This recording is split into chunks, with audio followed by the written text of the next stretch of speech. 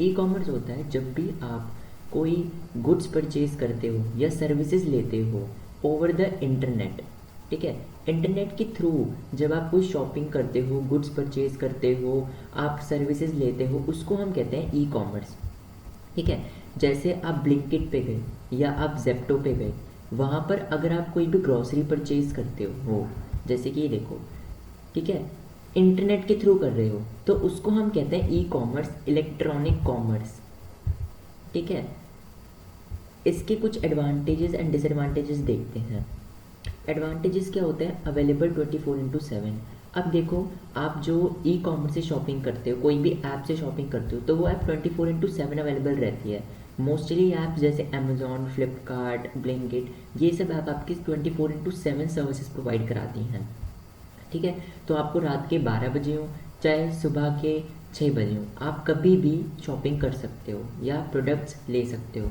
Convenience, बहुत convenient होता है ई कॉमर्स पे, क्योंकि आप कभी भी कर सकते हो, कहीं पे भी कर सकते हो। ठीक है, कैसे भी कर सकते हो। आपको कहीं भी शॉपिंग करनी है, आप बाहर हो, आप घर पे हो, आप ऑफिस में हो, आपके लिए बहुत कन्वीनियंट है, आपको बाहर जाना नहीं पड़ेगा एंड सीधा एक क्लिक में आपका काम हो जाएगा। नो रीच लिमिटेशंस, इसमें कोई रीच लिमिटेशंस नहीं है। मतलब ऐसा नहीं है कि भाई अगर आप एक जगह रहते हो, तो आप मान लो आप अगर रहते हो मुंबई में, तो आप सिर्फ मुंबई के ही प्रोडक्ट्स को यूज़ कर पाओगे या ख़रीद पाओगे, बट ऐसा नहीं होता। ई कॉमर्स में आप दिल्ली से भी सामान मंगवा सकते हो, आप कोलकाता से भी सामान मंगवा सकते हो, आप गुजरात से भी सामान मंगवा सकते हो, तो कोई रीच लिमिटेशंस नहीं रहते। लोअर ओवरहेड कॉस्ट, ये बिजनेस के पर्सपेक्टिव से है। ठीक है, बिजनेसेस की जो कॉस्ट होती हैं, जो ओवरहेड कॉस्ट होती हैं, ओवरहेड कॉस्ट का मतलब होता है जैसे कि मेंटेनेंस कॉस्ट हो गई या रेंट कॉस्ट हो गया, तो ये सारी जो कॉस्ट होती हैं ये आपकी बहुत कम हो जाती हैं, क्योंकि जब आपका एक फिजिकल बिजनेस नहीं होगा, सारा ई कॉमर्स पे होगा, तो आपकी ये सारी कॉस्ट बहुत कम हो जाएंगी। Reduce cost to buyers, buyers जो कस्टमर के पॉइंट ऑफ व्यू से है कि जो कस्टमर्स होते हैं उनकी जो कॉस्ट होती है वो भी रिड्यूस होती है, क्योंकि अगर आप बाहर जाओगे तो आपकी ट्रांसपोर्टेशन कॉस्ट लगेगी। ठीक है, आप फिर जाओगे, और भी कॉस्ट लगेंगी आपकी। ठीक है, तो वो सारी जो कॉस्ट है वो बहुत कम हो जाती है, क्योंकि ई कॉमर्स पे हमें बाहर जाना नहीं पड़ता, हम सीधा एक क्लिक पे जो है सामान मंगवा सकते हैं। Wide variety of goods, e commerce पे बहुत वैरायटी के गुड्स मिलते हैं। आप देखो, बहुत सारी ऐप्स हैं, बहुत सारे गुड्स मिलते हैं, अमेजोन, फ्लिपकार्ट है, उस पर ही आप देख लो कितने वैरायटी ऑफ गुड्स मिलते हैं। तो बहुत ज़्यादा वैरायटी के प्रोडक्ट्स आपको जो है मिलते हैं मार्केट में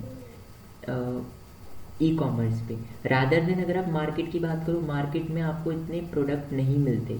ठीक है, आप अपनी एक मार्केट में जाओगे, वहाँ पर आपको कुछ प्रोडक्ट मिलेंगे, दूसरी मार्केट में कुछ प्रोडक्ट मिलेंगे, बट ई कॉमर्स पे आपको सारे ही मार्केट के प्रोडक्ट मिलते हैं। फास्टर बाइंग प्रोसेस, बहुत फास्टर बाइंग प्रोसेस हो जाता है, क्योंकि वन क्लिक पे, और आजकल तो डिलीवरी भी 10 मिनट्स 15 मिनट्स में हो जाती है, तो बहुत फास्टर आपकी जो है बाइंग रहती है इसमें।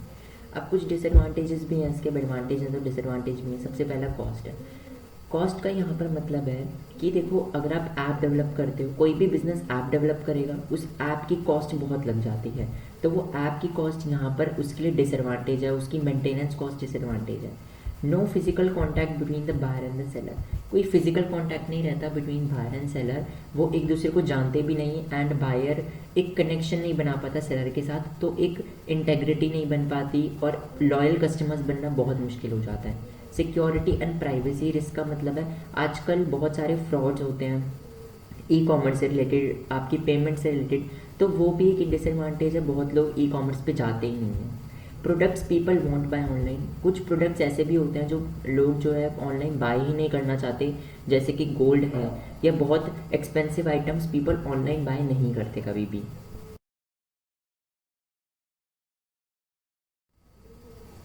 अब आते हैं नेचर पे। नेचर भी आपका एक तरीके से एडवांटेज और डिसएडवांटेजेस से ही लेकर बनाया गया है।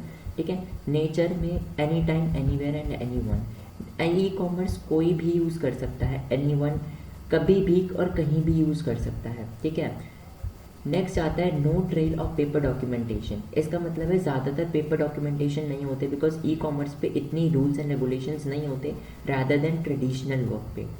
डायरेक्ट सेविंग्स, बहुत सेविंग्स होती है, मैंने आपको बताया, कॉस्ट बचती है, रेंट बचता है, मेंटेनेंस कॉस्ट बचती है, फिजिकल आपको स्टोर्स वगैरह इतने सारे कैटर नहीं करने पड़ते।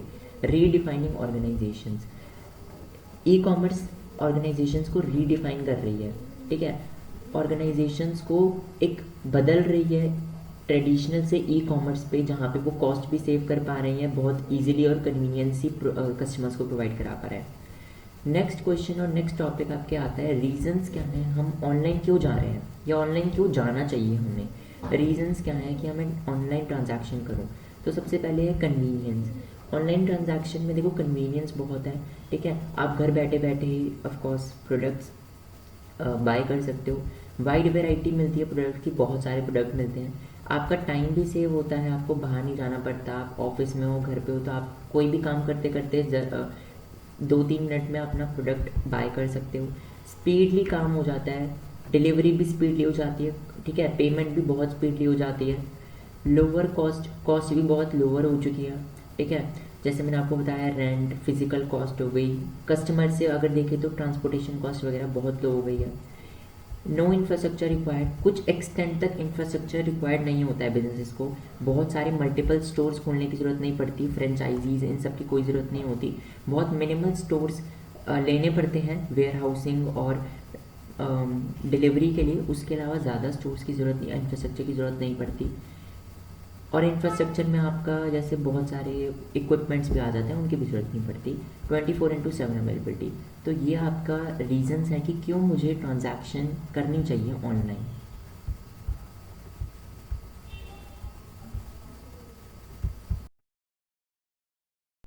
अब देखते हैं ट्रेडिशनल और ई कॉमर्स में क्या डिफरेंस है। वैसे तो अब तक आपको समझ में आ ही गया है काफ़ी कुछ, बट फिर भी एक बार हम देख लेते हैं क्योंकि पेपर में पूछा जाता है बहुत, ठीक है।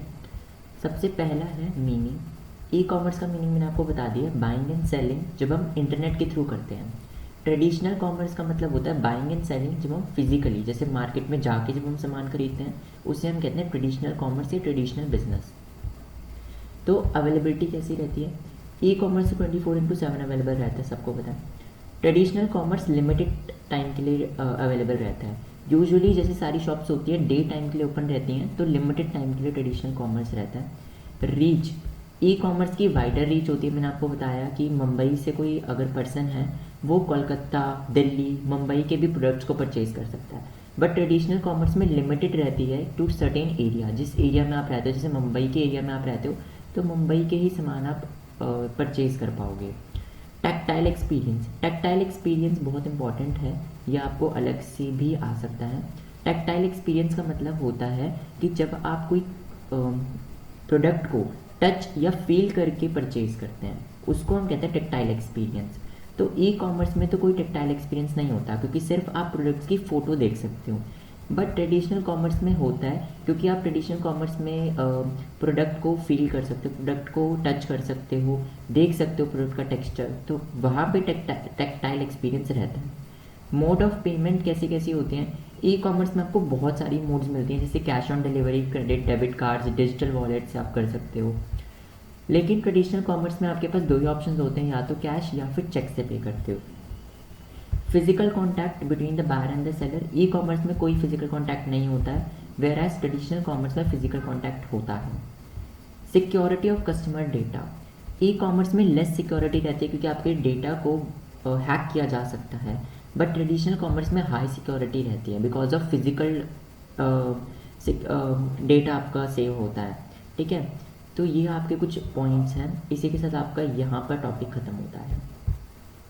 अगर किसी को कोई डाउट है तो वो कमेंट सेक्शन में मुझसे पूछ सकता है। Thank you.